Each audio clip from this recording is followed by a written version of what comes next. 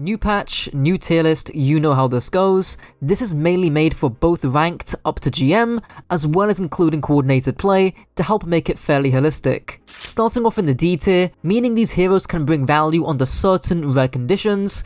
To nobody's surprise, I still have Pharah. I am genuinely tired of putting this hero in the same tier with the same explanation every 4 weeks. It feels like I'm in a mental asylum. Pharah is only really viable with a Mercy, and that's it. Moving on. Before I continue, check out my coaching down below, and check out my 5,000 word brawl guide, linked in the top right. Starting off in the C tier, basically meaning that these are situational picks, I have Roadhog. For some reason, this guy got a breather nerf, and I couldn't tell you why. He wasn't great into Malga, who I'll definitely talk about soon, but until this guy gets his one shot back, or gets some tangible utility, he's gonna stay bouncing between the bottom 2 tiers. Next up, I have Zenyatta. Most half-decent teams that I know are not touching this hero, barring situations where the map is called Circuit Royale. In Ranked, I actually don't think he was that bad against Malga, but considering he got a substantial nerf this patch, those use cases are going to be much less frequent. After Zen, I have Bastion. Has anyone actually seen this guy in pro play, or even in top 500 lobbies? Even GM lobbies? He's not absolutely awful, and obviously he's best in rush comps,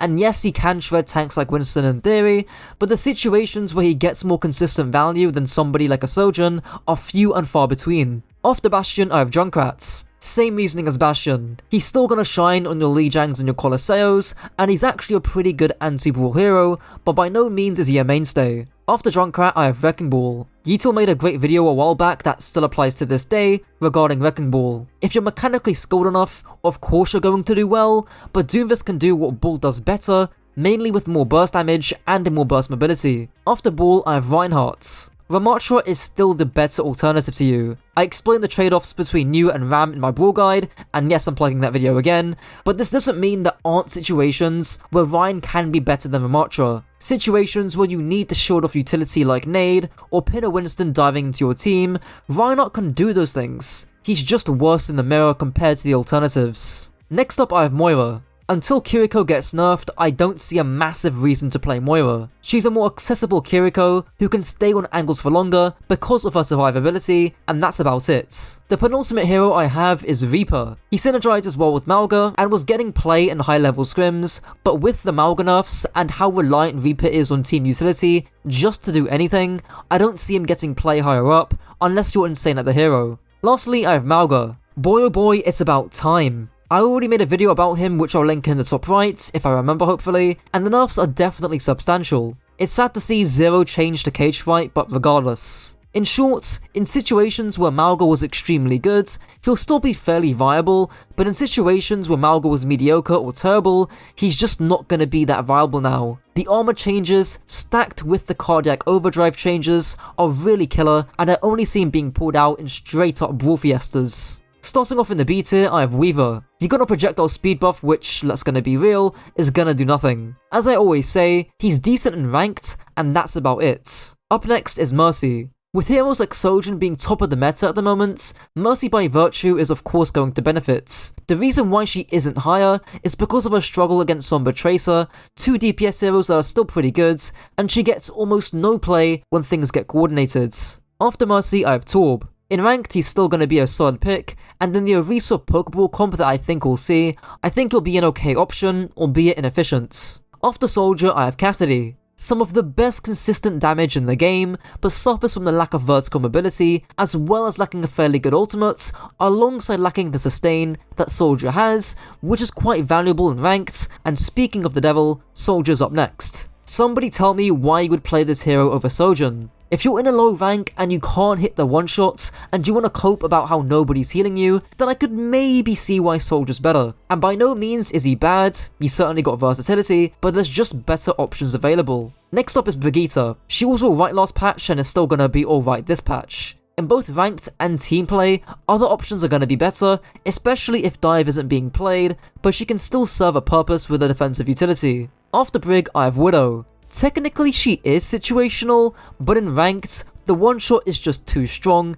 that you can get away with running her in most situations. After Widow, I have Hanzo. Similar reasoning to Widow, but I seriously thought about putting him in C tier. In brawl comps, Sojourn is just so good, it makes the other options look horrible by comparison. But Hanzo isn't horrible, he's actually fairly decent. It's just that Sojin got buffed for literally no reason and makes the other heroes look terrible. After Hanzo, I have Ashe. A longer range, more consistent Sojin with better AoE damage, and a good ultimate. I don't think she's gonna get too much play in scrims and in team play, but in ranked, I still think she'll be popular, especially with pockets. After Ashe, I have Echo. It's really the Sojin matchup that's the deal breaker for me. Echo really struggles matching or dueling Sojin when she has that railgun because she has less burst damage and burst mobility compared to a Genji. In ranked, she's still going to be A tier, but because I think she's going to get barely any usage in coordinated environments, she sits in high B tier. After Echo, I have Winston. It's really Mauga that ruined the potential dive meta that we could have seen last patch. All the pieces were there, and mark my words, if Orisa gets nerfed, and there aren't a huge array of changes, the power creep that Dive has recently seen will pay off. Speaking of dive creep, Sombra's up next. She's here for the same reasons that Winston is here too, and once sustained metas are out of the picture, you're gonna see a real rise of heroes akin to Sombra. For now, her power is mainly in her EMP, and not gonna lie, her neutral play is kinda mids unless you get some form of supports. After Winston, I have D.Va. Similar reasoning to Echo, great in ranked but not so much in team play, or even higher up in ranked. She's still one of the most flexible tanks in the game, but I feel that you're just gonna get more value on the other tanks higher up. After D.Va, I have Mei. Always gonna be a staple in the Sojin rush comps, and has flexible playstyles and use cases with her wall. Struggles with verticality in a similar vein to Cassidy, but she has much better utility that makes her sit at the tip end of B tier. After Mei, I have Symmetra. She's the only hero who can truly enable a rush comp to its full potential, last time I'm gonna plug that video, while also being decent in ranked. She's not great in the rush mirror, where there's gonna be better options, but in the poke brawl Saudi Arabia comp, which might make a comeback, she could low-key be a sleeper pick. Almost ending off the B tier, I have Doomfist. I'm slightly biased because the team that I coach has a Doom 1 trick, but I think he's still pretty solid, if not better than last patch, because of how bad the Mauga matchup was for him. As long as he doesn't take too much poke damage from Ramattra, Orisa and Sigma, he can certainly work. And ending off the B tier, I have Zarya. Considering that Orisa got Giga buff this patch, it's only fair to assume that Zarya is going to get some good play as well. Zarya Genji comps were already a fairly common counter when Orisa was last meta on Illari's release. Issue is, Zarya kinda gets rolled by most ground tanks like Ramattra in a straight up brawl. A ground tank plus Mei wall can spell some issues for Zarya. Starting off the A tier, I have Ana. She got a noticeable nerf this patch, reducing her nade duration by half a second, which Samito isn't happy about, but ultimately, I don't think this is enough to knock her out of A tier.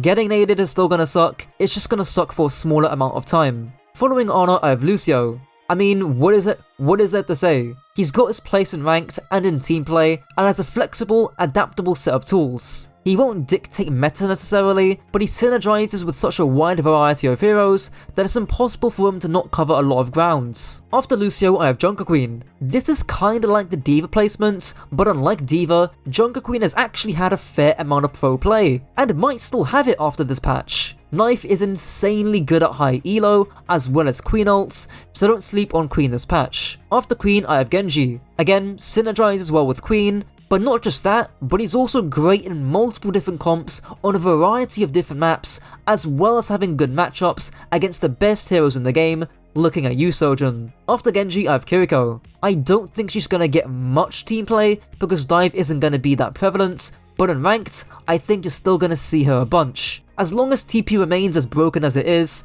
and that risk-reward ratio is still low to high, you're not gonna see her go below A tier. After Kiriko, I have Sigma. Sigma is probably the best ground tank in the game for marking ranged DPS threats like Sojin. He's also great into Orisa too, because he can rock her out of her spear spin, meaning she needs to fortify first in her cooldown cycle. Could maybe edge into S tier. After Sigma, I have Ramattra. Still the best brawly ground tank in the game, and I don't think that requires much explanation. On more open maps, you're probably gonna see Sigma and Orisa, but it's not a hot take to call Ramattra a top 3 tank at the moment. In fact, it's ice cold. As runner-up of the A tier, I have Illari. She got some pretty nice buffs, with the main one being the primary fire recharging while you still use your secondary heal beam. It really maximizes the uptime on the hero, and considering ranged heroes like Orisa and Sojin have also been buffed, who synergize well with Illari, her playtime should increase. Lastly, I have Tracer. 6 damage still slaps in ranked, but the main issue is that I don't know how much playtime she's gonna get in pro play, especially considering that Illari can still 2-shot body shot Tracer.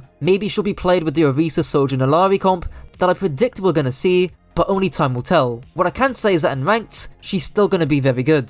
Starting off in the S tier, I have Baptiste. So why is Bap in the S tier despite not receiving any changes? Well, it's to do with the other heroes around Baptiste getting buffed, particularly Orisa, Sojourn and Illari, who we've all seen synergize well before in the World Cup, shown by Saudi Arabia. Of course, they ran Sigma over the horse, but same idea still stands. Combined with how good Baptiste already is in ranked, and how he's already great in rush comps, I don't think there's really a bad scenario to play Baptiste this season. In second place, I have Sojourn. One of the most broken heroes in the game gets a buff because Sojourn in metal ranks has a below 50% win rate. It's just insane to me. Dev team, if you want to see Sojourn play better in lower ranks while also nerfing her at the top level of play, buff the SMG and nerf the railgun. The average gold or plat player isn't hitting their railgun shots, so nerfing it doesn't matter. The incompetency is baffling. In first place, and you already knew this, I have Orisa. I mean, I just don't know what to say, man.